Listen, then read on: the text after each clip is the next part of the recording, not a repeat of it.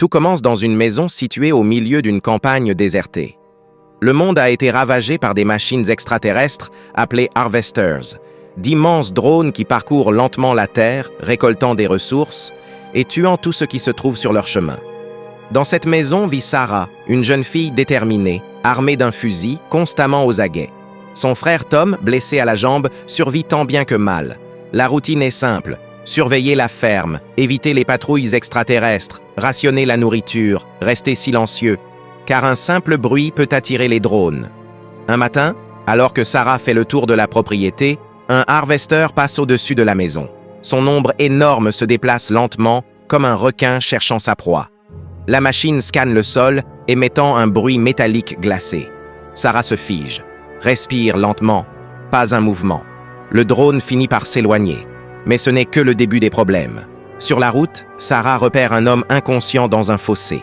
Contre toutes ses règles de survie, elle décide de l'amener chez elle. Il s'appelle Jude et il dit avoir été attaqué par un groupe de pillards qui rôdent dans la région. Tom est méfiant, très méfiant. Il explique à Sarah que Jude n'est peut-être pas une victime, mais un éclaireur. Dans ce monde, les humains sont parfois pires que les extraterrestres. La tension monte dans la ferme. Jude essaie de gagner la confiance de Sarah, lui parlant du monde extérieur, des rumeurs d'un refuge, d'une zone encore sécurisée. Mais ce soir-là, Sarah remarque un détail inquiétant. Des traces de pas, plusieurs, fraîches. Quelques minutes plus tard, 3 hommes armés s'approchent de la maison. Les pillards. Jude n'avait pas menti. Ils sont dangereux et ils veulent la ferme. Sarah verrouille toutes les portes, installe des barricades. À l'extérieur, les pillards crient, frappent, menacent. L'un d'eux dit « On sait que t'es là, petite. Donne-nous ce qu'on veut et on fera pas de mal à ton frère. » Sarah garde son arme serrée. Elle respire profondément. Elle ne cédera pas. Les pillards tentent d'entrer par la grange. Tom, malgré sa jambe, monte la garde. Les bruits attirent un harvester dans le ciel. Les humains doivent maintenant se cacher des 2 menaces. Alors que les pillards forcent une porte, un immense faisceau lumineux balaie la ferme.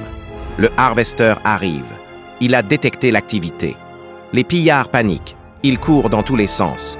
La machine élimine 2 d'entre eux en un instant. Rayon lumineux. Silence total. Le 3e, le chef, s'enfuit vers la maison. Sarah fait face à l'homme dans la cuisine. Il est armé, blessé, désespéré. Jude intervient et le neutralise d'un coup. Mais le harvester revient, attiré par la fusillade. Jude propose un plan: attirer le drone loin de la maison. Il se sacrifie en courant dans les champs, utilisant les bruits pour éloigner la machine. Sarah, de la fenêtre, le regarde disparaître sous l'ombre du harvester. On ne sait pas s'il survit. Mais la maison est sauf. Le lendemain, le silence revient. Tom peut enfin se reposer. Sarah prépare un sac, prend une décision. Elle sait qu'ils ne pourront pas survivre éternellement ici. Elle quitte la ferme, déterminée à retrouver Jude, ou à trouver la zone de refuge dont il parlait. Dans un monde détruit, l'espoir est la seule arme qui reste. Et voilà l'histoire de The Quiet Hour, un film post-apocalyptique qui montre que parfois, les humains sont plus dangereux que les extraterrestres. Abonnez-vous à Ciné Épopée pour soutenir la chaîne et activez la cloche de notification pour ne rien rater de nos prochaines réalisations.